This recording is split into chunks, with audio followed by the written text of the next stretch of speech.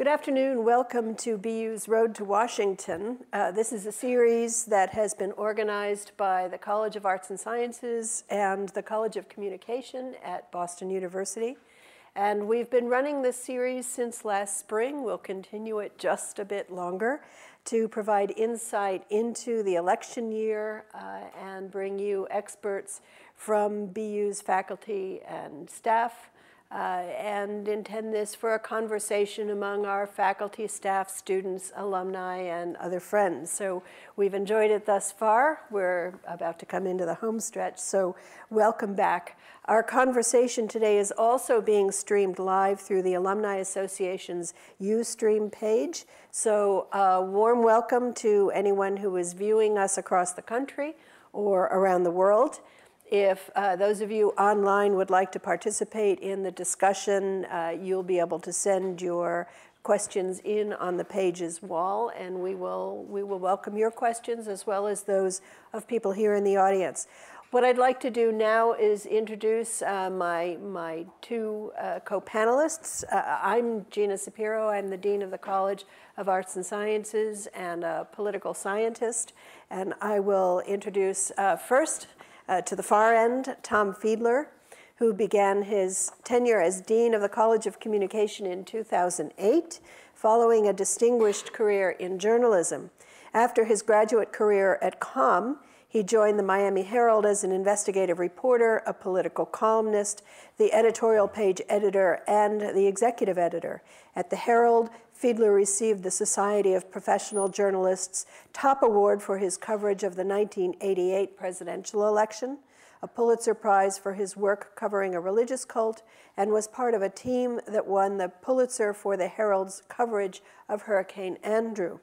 Dean Fiedler has also embraced new media as a visiting Murrow lecturer and Goldsmith Fellow at Harvard University's Shorenstein Center on the Press, Politics, and Public Policy, where he investigated the impact of the web on the presidential primary system, and he taught a graduate course on the intersection of media, politics, and public policy.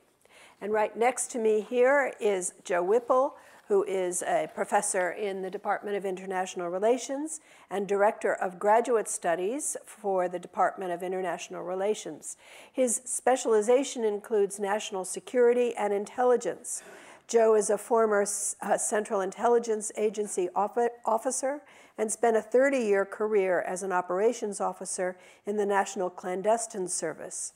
He's served overseas as an operations officer and manager in Bonn, West Germany, Guatemala City, Luxembourg, Madrid, Mexico City, Vienna, and Berlin.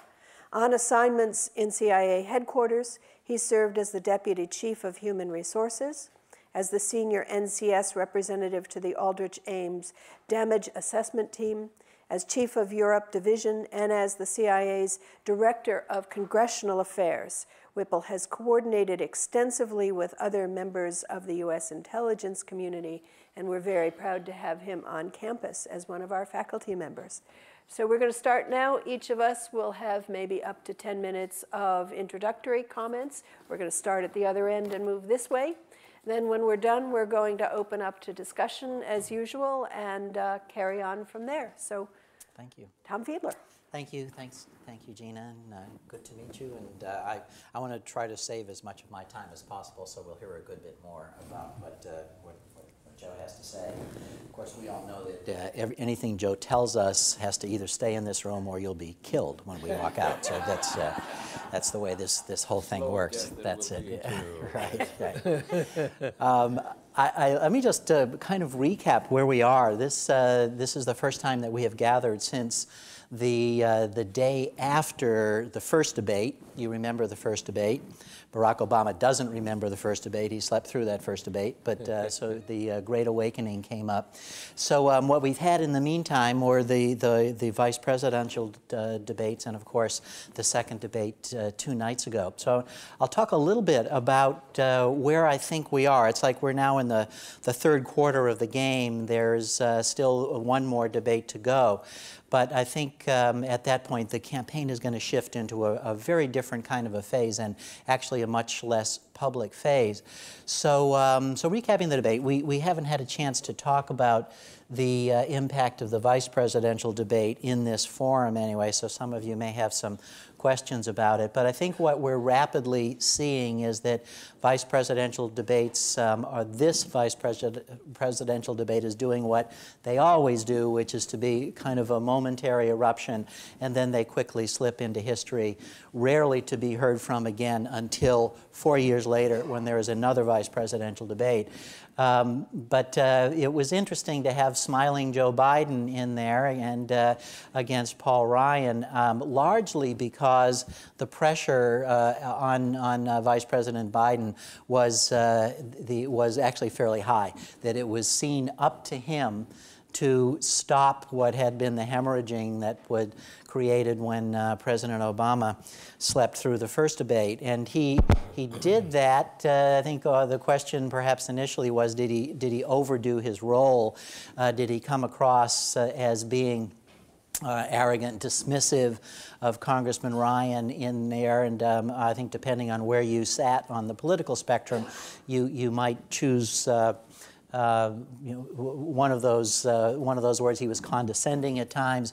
It was certainly disconcerting to watch the vice presidential debate on CNN, where they constantly stayed in the split screen, and so every action that particularly Vice President Biden did was impossible to miss. And I think over time, the gestures, the facial expressions tended to subvert whatever it was they were saying. But coming out of that, I do think that it accomplished enough for each side to say that it was a positive night. For Congressman Ryan, what he needed to do was simply show that he had the gravitas to occupy that role should the Romney-Ryan ticket be successful. If you think back or remember the 1988 campaign where you had, 92 was with Lloyd Benson and Dan Quayle. Senator Benson was this white-haired, very senior veteran figure from Texas, and had all the graciousness and grace that you might associate with a senior senator. And Dan Quayle, who still, even after having been vice president, came across, I think, as I'm talking about 88, with Michael Dukakis. He was the vice presidential pick for Michael Dukakis. And Dan Quayle, who had been the choice of the first President Bush. And the issue there was whether Dan Quayle would come across as looking just feckless, not quite up to the job of being vice president. And I think the overriding consensus was that he didn't come across as having that gravitas. Made no difference whatsoever as President Bush went on to win in 1988, as we know. So the vice presidential debate, as I said, was interesting to watch. It was interesting to see a very aggressive Joe Biden, I think a fairly solid Congressman Ryan. And then we moved to the debate of 2 nights ago, and where the polls have yet to really come out that have captured it. But the consensus almost immediately, and if you followed any of this on Twitter or Facebook or the social networks of any kind, you could see almost from the first moment how the momentum seemed to be with President Obama. He clearly had been prepped and was determined to come out and be the aggressor. The format enabled him to do some of that. It was it could be tricky because you have to engage with the audience in a town hall format, but it enabled him to be able to, just by striding forward, by occupying a space very close to Governor Romney, and at certain points literally glaring at Governor Romney in some exchanges, it showed that this was a Barack Obama who came to play. And that alone gave him, I think, what is considered the victory. It was almost paradoxical or ironic in that the fact that he had done so poorly in the first debate set the bar relatively low for him to be able to come across as exceeding the expectations, which he did. The irony, or perhaps the difficulty, being that Governor Romney had done so well in the first debate that the expectations that he had to meet were fairly high. So the question would be who had the most upside to gain, and I think, again, we'll see in the next day or two as the polls begin to come out that have captured the debate how they did. If I had to just a guess at this point, I think that Governor Romney did well enough in what he had to do that we're not going to see him sink in the polls. I think he had, in some ways, a scaffolding that has been put under him, so he's going to stay where he was, which is just a little bit under 50% in the national survey. I suspect that President Obama is going to tick back up a point or two, and where we may end up going into the third and final debate is about where they were going into that very first debate, with President Obama up a couple of points. And what will happen in the third debate, I don't think we're going to see much change after that. The focus of the subject is going to be national security and foreign policy. Clearly, this is an area where President Obama is expected to be well-versed and well-detailed. There could be opportunities here for Governor Romney. We'll probably hear a lot more about the situation in Libya, maybe in greater detail. I think there's some question about whether this is going to be now trickier territory for Governor Romney, given what happened in the debate 2 nights ago. But still, there's a real question about whether the administration handled that as well as Americans would expect a president to do. So we'll see. The moderators have been important to the 3 debates that we've seen so far, both in a negative and in a positive way. The moderator in the third debate is Bob Schieffer of CBS, really an avuncular figure. Certainly a lot more like Jim Lehrer than Candy Crowley or Martha Raddatz, but very knowledgeable also in the area of national security and foreign policy. How aggressively he handles the situation, I think, will be rather interesting. But I actually, at this point, don't expect there'll be much change after the third debate. Because both of them know what they have to accomplish. One just final point. Once the debates are over, the high drama of the campaign, I believe, ends. There's going to be no more opportunity for people to take the measure of the two side by side, and also the time frame is short. So what is going to happen is, of course, you're not going to be able to get near your television set without being bombarded with political messages. Most of them will be aimed at women and senior voters. But what will be interesting in this election, more so than in '08, and certainly significantly more so than '04, will be the impact of the social networks social networking and the data mining capabilities that the campaigns have. It's almost frightening, if you're a registered voter, how much the campaigns already know about you and are ready to use the information that they have to try to motivate you to go to the polls. And everything from not only your party registration, of course, which is public record and easily gotten, but if you are on LinkedIn or Facebook or Twitter or have any social presence whatsoever, and if you have gone on those sites and you're the kind of person who is quick to like something, like a commercial that's been on, like a film that's out there, or like a campaign commercial. All that has been captured. It's too late. They already know that. There's They can go as far as they know what kind of car you drive. If you drive a Volvo, odds are pretty good that you're already lined up to vote for President Obama. And if you drive a Chevy truck, my guess is you're lined up to vote for Mitt Romney. And of course, all in between, where you shop, the kind of clothes that you buy, if you buy from Macy's as opposed to, say, Walmart. All that information the campaigns have on you, and they will develop these elaborate psychographic profiles that are able to predict well into the 90th percentile of how your political leanings are. And if you fit into the pattern of somebody that they want to get to the polls, you're going to be targeted in a lot of different ways, directly through phone calls. You've probably already started to get a lot of those robocalls. But also indirectly, you may expect to hear from a lot of your Facebook friends personally. They're just calling. There'll be ways to work to make sure that if, again, you're a voter that either side wants, that you're going to have many, many prompts to make sure that you go to the polls. And of course, there is, on the other side, the campaigns will try to do what they can to dampen the turnout by on the other side.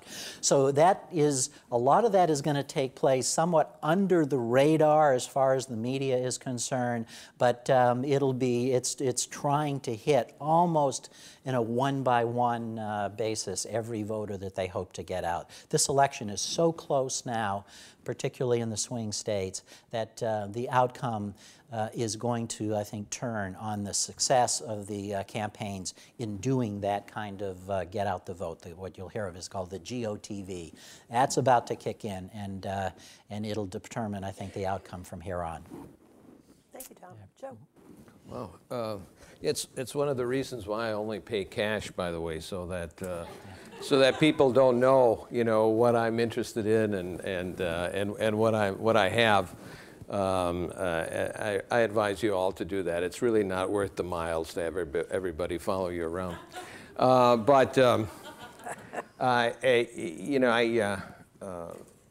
few years ago, I read an article by Ted Sorensen on the inauguration speech of JFK.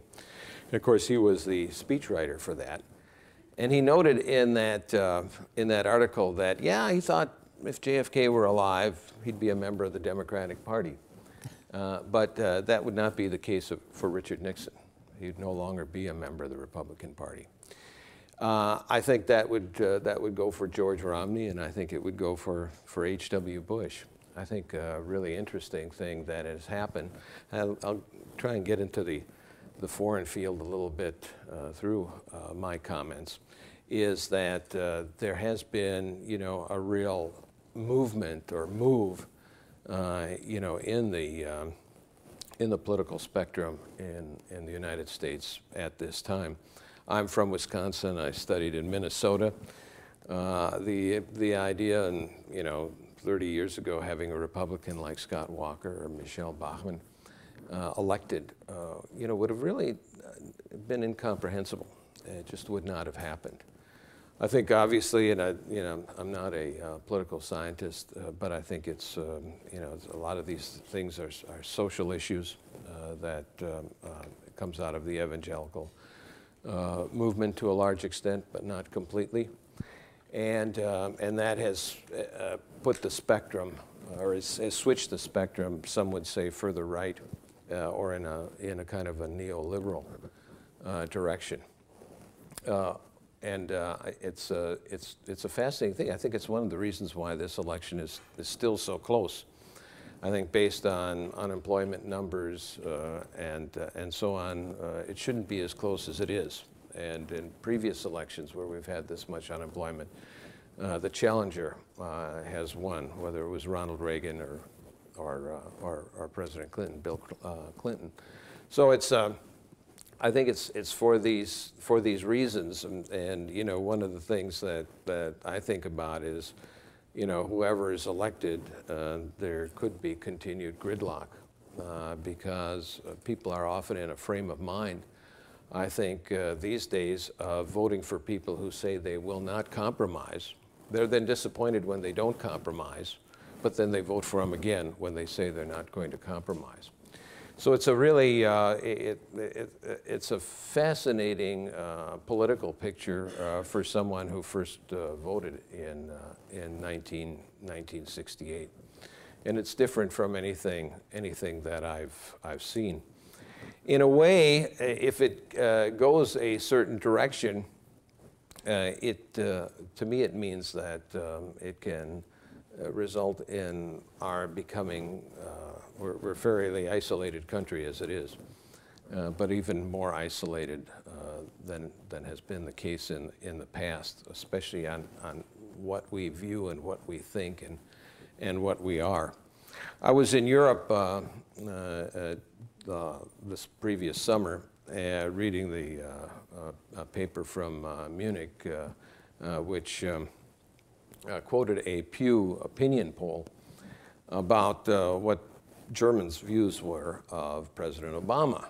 And they were disappointed. They were disappointed because he hadn't done more on climate change. Specifically, they were disappointed that he hadn't done more to push the Middle Eastern peace process. They then asked, you know, who do you want to be reelected?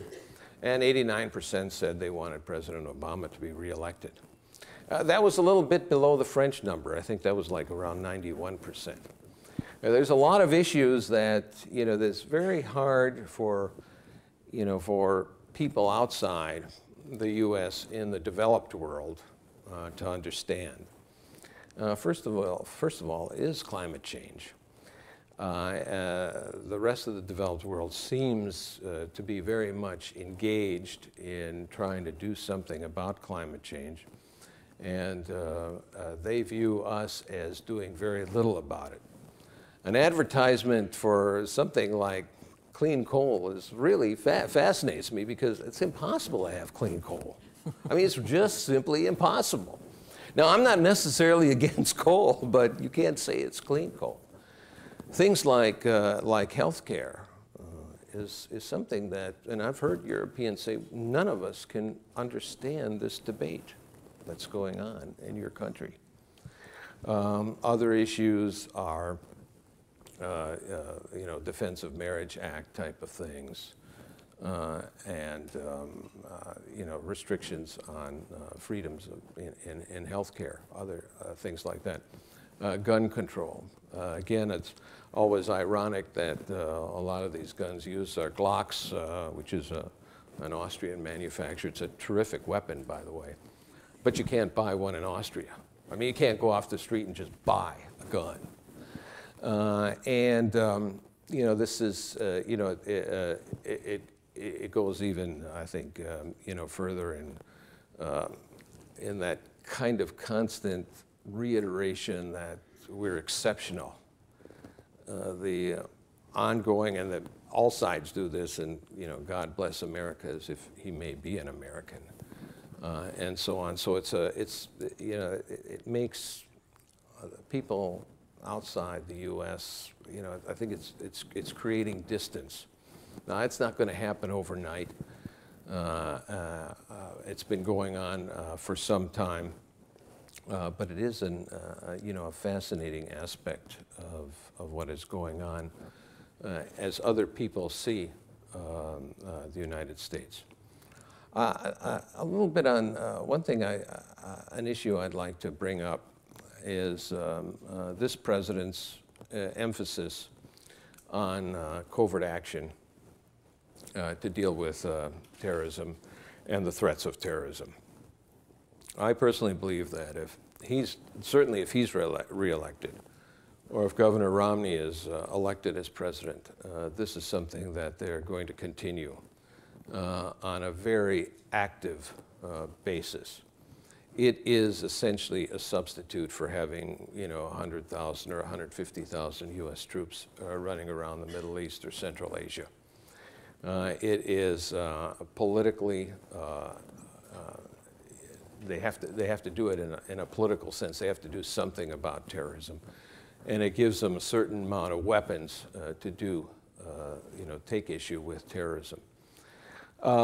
Traditionally, the Central Intelligence Agency was always, well, you know, very ambivalent about covert action. simply because, you know, when things went right, you couldn't take the credit, and when things went wrong, you did get the blame. And I think that's kind of changed.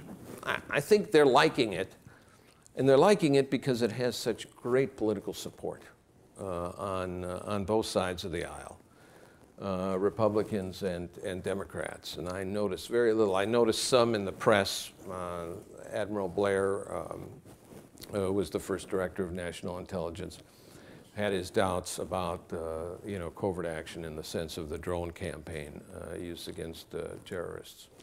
But I think this is something that is going to remain a mainstay of U.S. policy for some time to come.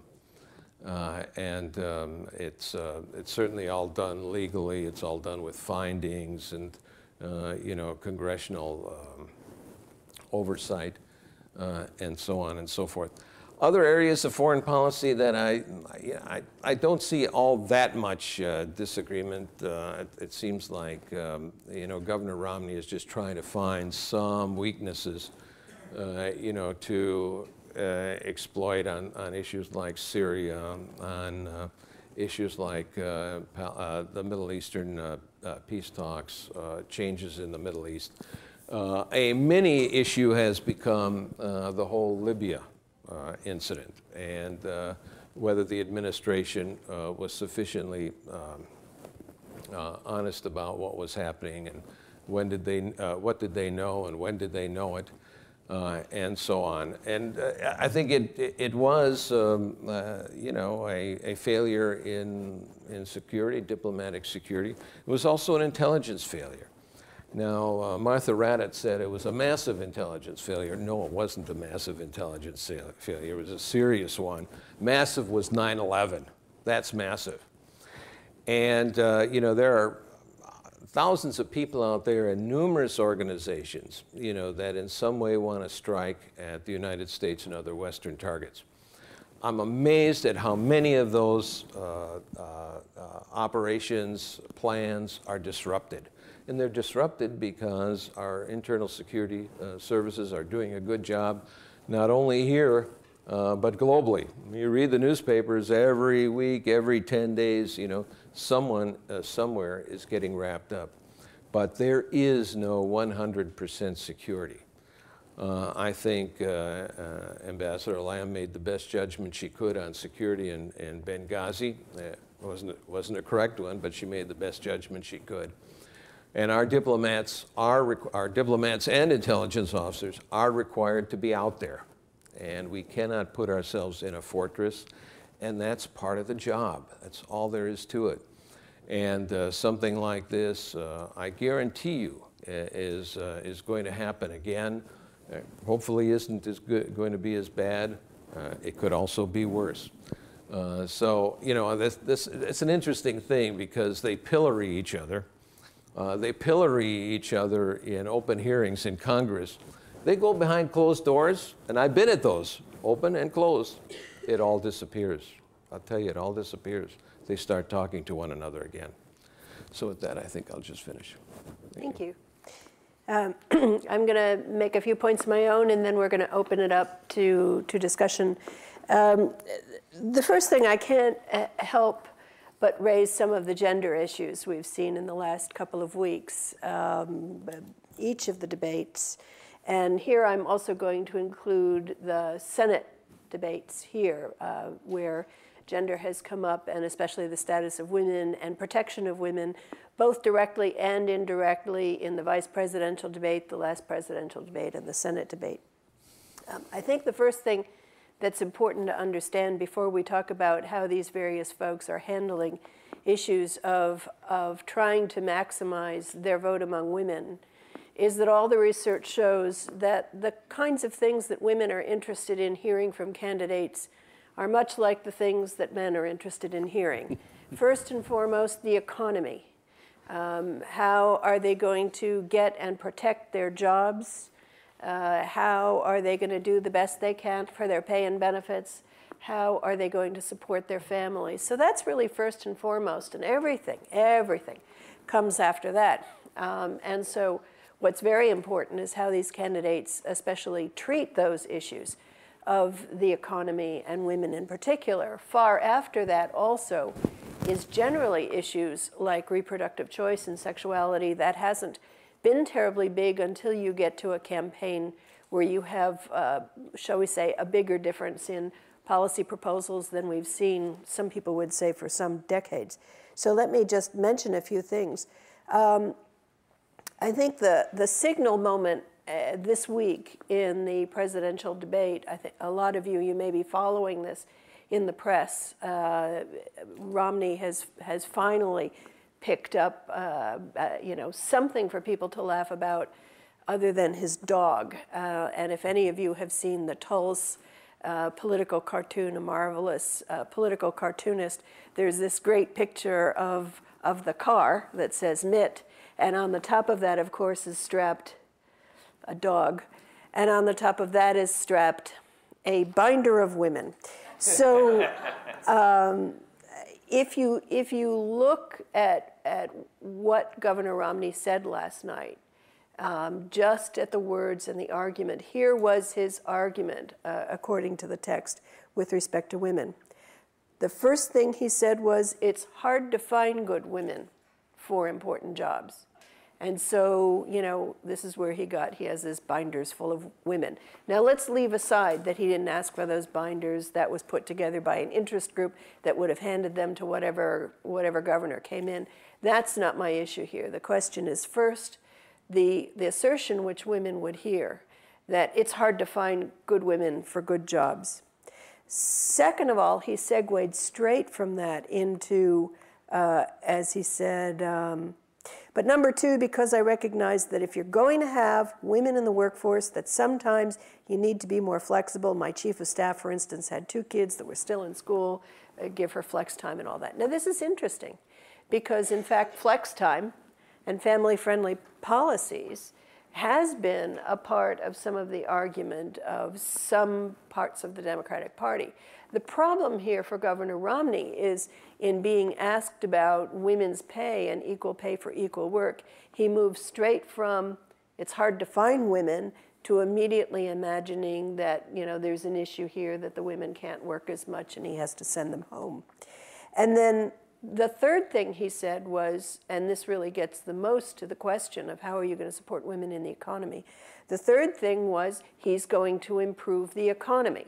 And of course, that's his answer to everything, as well it should be, because his statements about improving the economy are what is really getting him the support that he said. But here's how he did it. He said, we're going to have employers in the new economy, and the economy I'm going to bring to play, that are going to be so anxious to get good workers, they're going to be anxious to hire women.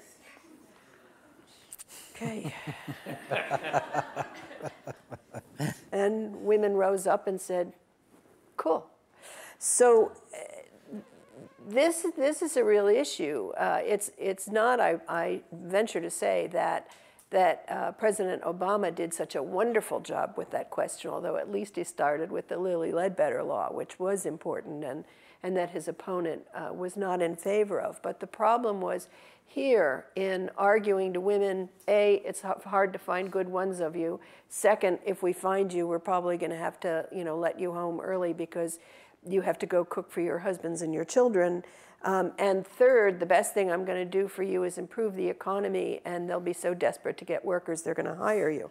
So not so good. It's not being heard very well. And those are lines. That's you talked about a big problem, and that's a mega gaffe. And because what he did was he hit exactly the core of his support, which is strengthening the economy. But the way he did it in talking to women is not so good. Now, if you look at social issues and reproductive rights, which, by the way, generally do not drive women's votes any more than they drive men. We have small groups of people for whom the single issue of reproductive rights, for example, is very important. That does not, we've found in research over decades, that reproductive rights does not drive women's votes any more than men's, and overall men and women don't disagree about those issues. But again, what you have this year is something that's a little bit different, which is in a party that's moved back and had a much stricter view of the control of reproductive rights than we've really seen voiced in a very long time. The way a lot of people, men and women, but particularly women, are responding is someone else controlling me, someone else making decisions for me. And you know, one of the things that I think would probably do Mitt Romney a lot better is to go with his convictions, which have changed, but to go with his convictions and say very clearly what it is he believes, because he has people who will support him. And he's not going to get the other folks agreeing with him.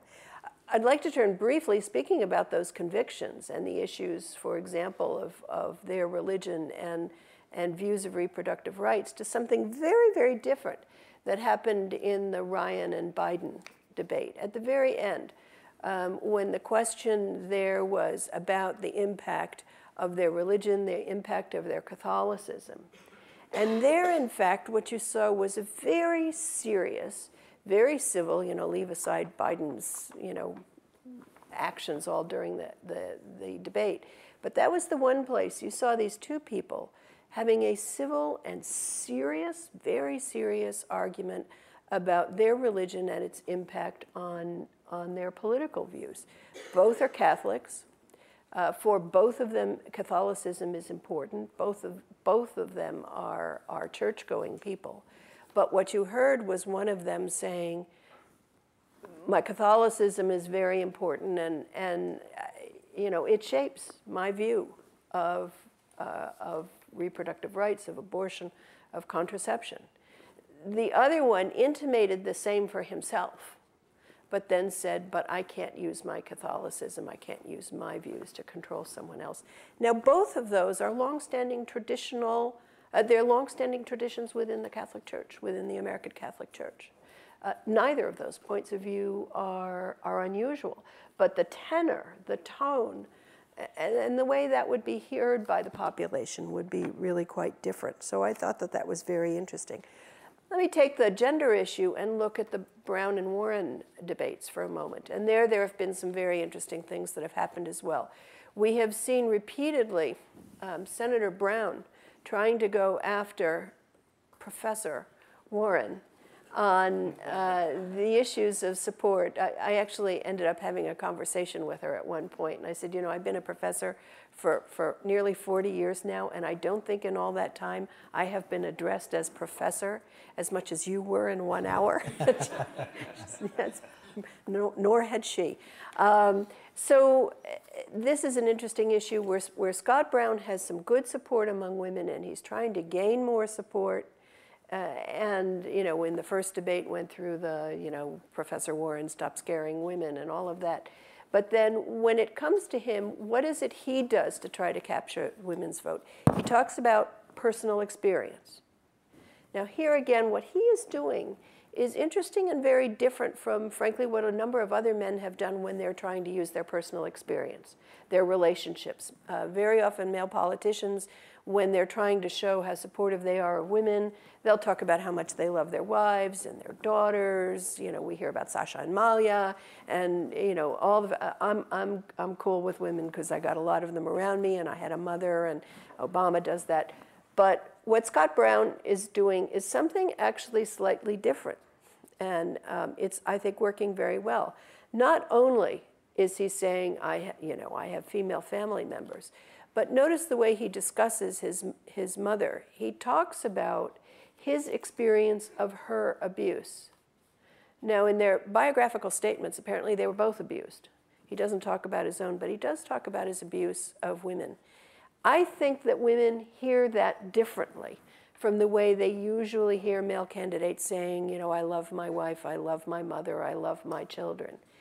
Because I think most women can grasp what it means experientially for a man not just to love his female family members, but for this grown-up version of the little boy who watched his mother being abused, and understand what that means. And I think that's very powerful, and I think that's very, very different in what he's doing to communicate with women. That's different from what a lot of the others are saying. So there's some very, very interesting stuff that's going on there.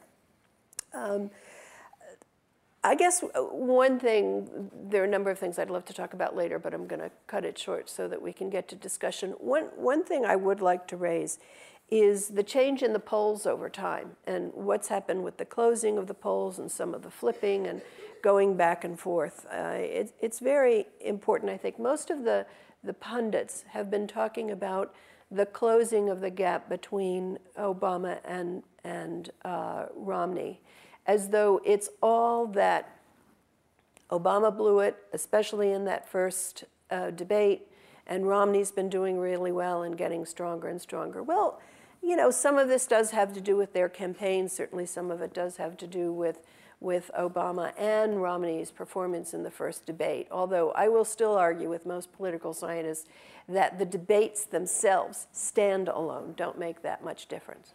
But if you go back to the predictive models that have been run all year, that we've had in every election year, basically on the basis of the economy, plus some other things, if you look at all those models, all year they've been saying this is going to be a close election.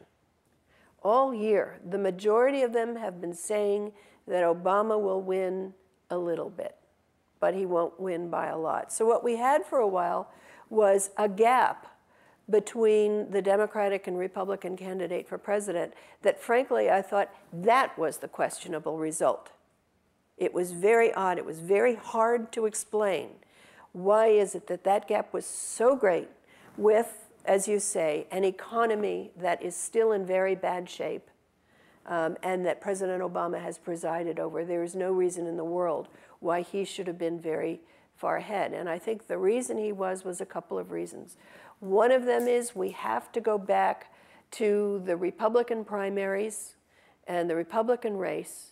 What we had up until the end of that race was an eventual winner who was never really a serious front runner. What he was the last guy standing after everybody else fell over. Every other Republican candidate charged again and again that Mitt Romney does not have a point of view, that he changes his mind, that he's a flip-flopper. His own campaign said so when they made the Etch-a-Sketch comment. And so this guy at the end is really, I think, the last man standing, and not anybody where he may have been campaign tested, but he's not anybody where he was able to build a strong story during the course of those months. What was built for him was a very weak story, a very bad story. Then he goes through, and the convention was good for him. And then he continues to get stronger, and he did very well, and comparatively, certainly very well in the first debate. I think, frankly, that's what's happening there is, beside everything else, the dust is settling. The polls are returning to where we would expect them to be. He's the Republican candidate in a bad economic time, and the Republicans own the economy issue. They own the tax issue. They still do, and they have for decades and decades. So he has that resource of being a Republican of the tax and economy issues in bad economic times. Eventually we leave behind the fact that it was a deeply contested primary season. And I think ultimately what we did with the final push of that first debate was get us to the close election that this economy says we should be having. So we're close. And so we have the battleground states exactly where we knew the battleground states would be. We have the states that uncharacteristically in 2008 went for Obama that did not change into Democratic states. They happened to vote for Obama then. We have a close race, and none of us really know exactly what's going to happen, but I think that's a lot the explanation of that closing gap, that's some underlying dynamics of the system. So I think I'll leave it there. And why don't we open it up for questions? Please, we have a microphone to move around. I think it's over there. So please, and there. So please signal that you want to speak. We'll get a microphone to you so that you'll be able to be heard by everybody else here and also people online. Anyone? I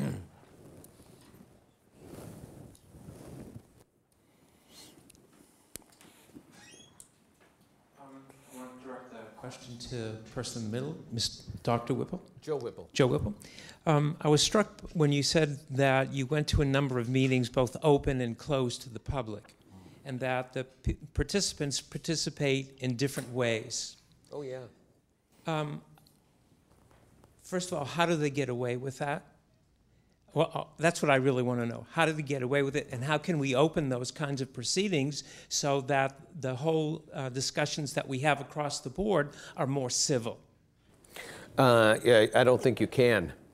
In open hearings, often enough, what they're trying to do is score political points. I mean, this is obvious now on this discussion about Libya, which would be an easy subject to discuss civilly.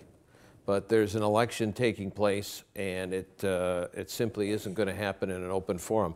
Now, when they go into a closed hearing that I've been at, it becomes more relaxed.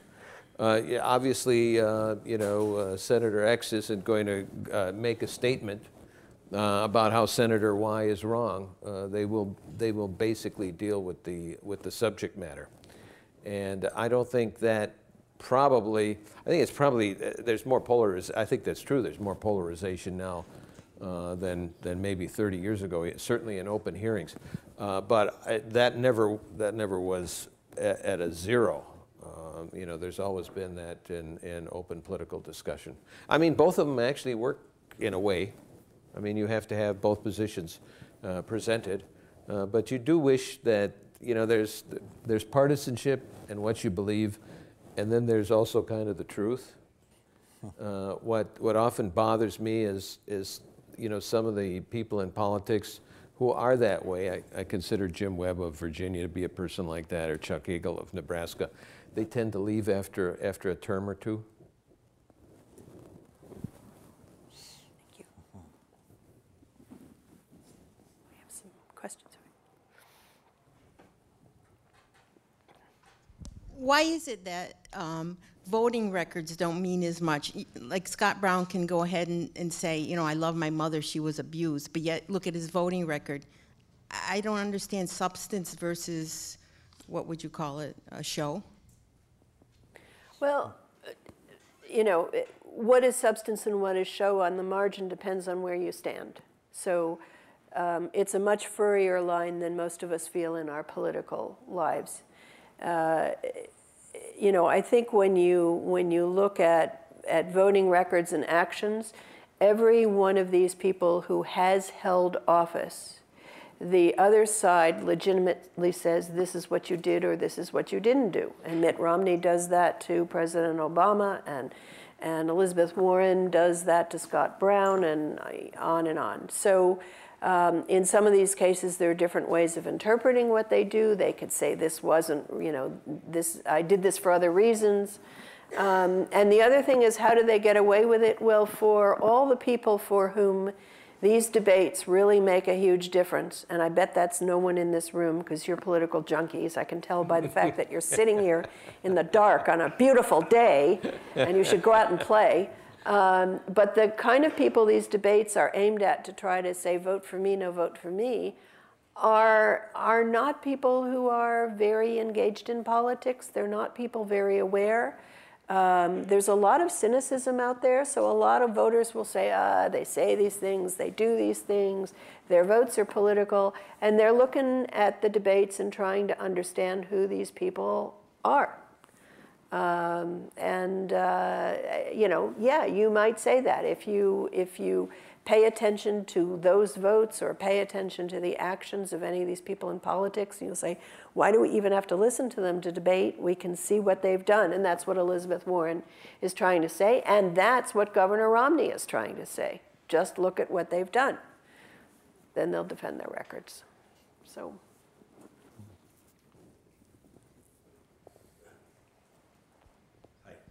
I just wanted to ask the question is, how does Governor Romney contend that he can make jobs or actually go about and finding, how people can be put back to work, as if this country is operating in a vacuum and the rest of the global economy, which is really, at this point in time, very difficult in Europe, where China is going down as far as GDP, and India and Brazil. All these jobs that he's finding are claims that he can find. What are these people going to do?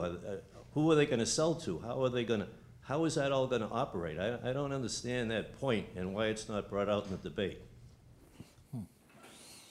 Well, I would take that obviously as campaign rhetoric. Although what he's talking about is a macro approach to economics, and his view. There was an interesting exchange during the last debate. His view is by doing the marginal tax cuts that he talks about doing and investing in or allowing investments in different places, that in a macro sense that energizes the work base, the investors, in such a way that you end up, when the machine shakes and rattles and pops out at the end, 12 million new jobs at the end of 4 years. The question, I think, and President Obama had a good comeback to that, was yes, but most of those jobs won't be in the United States, which is probably true because of exactly the point you made. We're in a global economy, and it's very easy for a manufacturing job, for instance, to be created outside the United States, textiles in Central America or in Indonesia or wherever, because it's a lot cheaper to do that, but with American capital that kind of came out of the marginal tax cuts. So I think what we're hearing really is just a claim being made based on a macroeconomic model, but to suggest that this is going to create 12 million jobs in the United States is probably untrue. It's probably not possible to do, but it's campaign rhetoric. I think it's two sides. There is a different theory of political economy there, right? I mean, there are some fundamental disagreements that are reflected in the impact of taxes and the impact of what difference it makes to do policies that are favorable to the wealthy. And they do believe different things. On the other hand, though, I agree with Tom, and I also think that there's one more thing, which is most Americans have really no understanding of how economies work, and think that our economy stops at the border, and that we can just talk about what policies we'll have here. It's like environmental policy, and the idea that what we do will make the full difference, or what we don't do will make the full difference with air quality and water and so forth, forgetting that it tends to be connected. So the American people give these folks a resource by being very parochial and understanding their country and only their country, and not understanding global links. I always love that, what Chancellor Merkel said to Prime Minister Blair. Remember, Tony, we still make things. Yeah. Gasoline's an interesting issue. It bothered me to the point I wanted to scream out, but during the debate where one of the questioners asked about the price of gas and what could you do to affect the price of gas, and made the point that, Governor Romney quickly pointed out that gasoline was, I think he said, $1.87 when President Obama was inaugurated. It's now, of course, pushing $4, as we all know.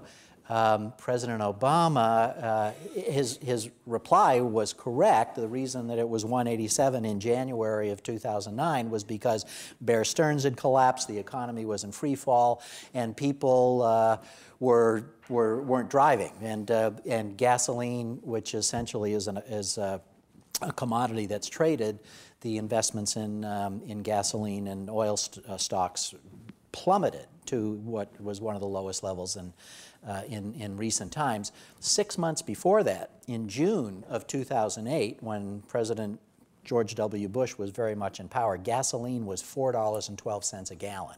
6 months. It went from $4.12 in June of 2008 to $1.86 in January of 2009.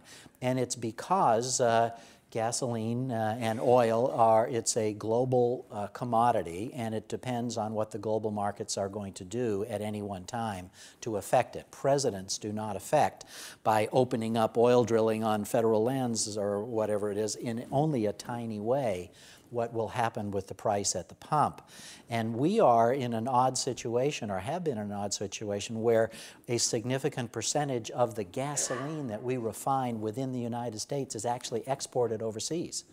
And you would think that, given we would want to maximize the supply so that our price is low, it's not the way the market works. If a U.S. refiner can make more money by sending that gasoline in a tanker to Europe, that's where the gasoline is going, and that's what we do. The market. Yeah. There's another interesting thing about gas prices, by the way, which is that question, which is if you look at public opinion polls now and ask the public how much power does a president have to control gas prices. If you compare Republicans and Democrats right now, a majority of Republicans say that presidents have great control over what the prices might be. And a majority of Democrats say, well, that's beyond what they can do. If you go back to 2006, the same question, you find the reverse.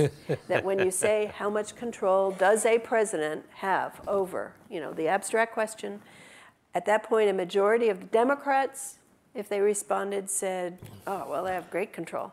And a majority of the Republicans said, oh, way beyond their control. I think we have time for one more question. One more question. Can I get a mic somewhere? Oh, we have a mic. I have a question about how do we educate the American public and our students here at BU as to the role of Congress, that a lot of the arguments that were made that the president can do this and the president can do that really can't be done at all without legislation that will be introduced and passed by both houses of Congress. We could require all our students to take political science. Yeah, right. And, Yes, right. Yeah. Joe, you work... Intelligence, Congress, and national security. Yeah. I mean, that's a fascinating question. Because we could talk about that, I think, the three of us, for the next hour at least, as beginners. A few years ago, I was down at the New England School of Law talking about the laws about covert action and how they were formulated and what has to happen in order to instigate a covert action. And I was really surprised at that law school, at that seminar, how little second-year law students knew about how Congress operates. I've got a great article right now about authorization and appropriation for intelligence. And it's not a bad article, but it forgets one thing, staff. How important staff is in making the Congress work. But beyond that, there are some issues there that I find really, 50 senators represent 17% of the American people, It's a really kind of interesting facts. You need a majority, basically, of 60 in order to get a program passed.